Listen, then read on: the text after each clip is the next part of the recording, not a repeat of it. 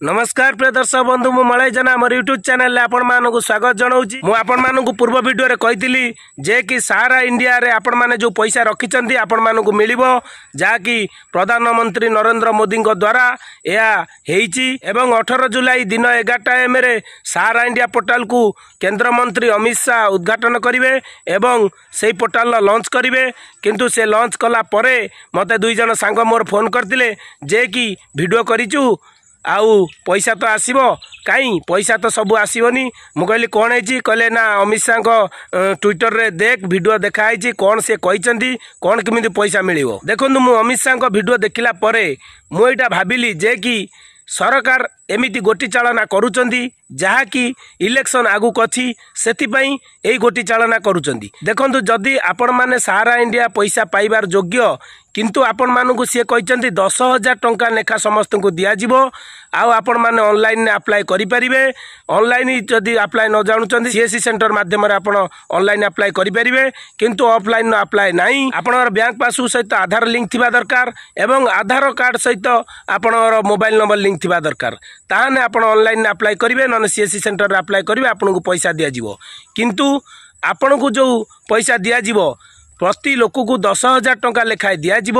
आपणर देखो 2 लाख 3 लाख 5 लाख थी 10,000 पाई कौन करेंगे। किंतु मो जानवर जी भी पैसा दौरान जन जनिका क्लीयर करूँ कहीं समस्त को दाना पकईला भाया 10,000 टंका पकईदे। किंतु अमित शाह कहवा अनुसार यहीटा शुरुआती आपण मैंने देखो शुरुआती जदि करदे बसीगले गवर्नमेंट काम तो जहाँ देवे देवे जहाँ नदेवे ना। जदि 24,000 कोटी टंका सारा इंडिया फंड रे अच्छी किंतु 5,000 कोटी टंका देवार कारण कौन।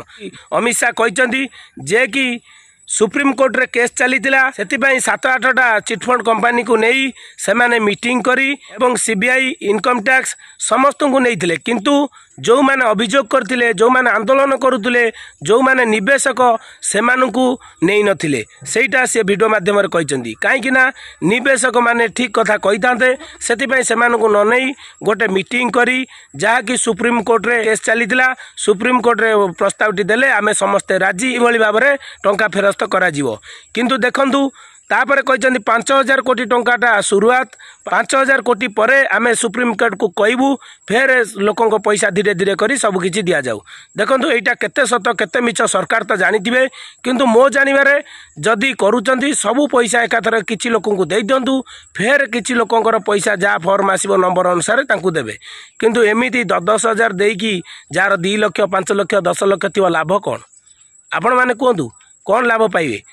किंतु गोटे दाना पकईला भाया लोकों मुहरे जहाँकि आगु इलेक्शन अच्छी से बोधे सरकार व्यवस्था करिसेंती। जदि आपण मानकर 10,000 टंका नेबार अच्छी ताने आपण माने अप्लाई करंतु ऑनलाइन ने अप्लाई करंतु नने सीएससी सेंटर माध्यम रे अप्लाई करंतु।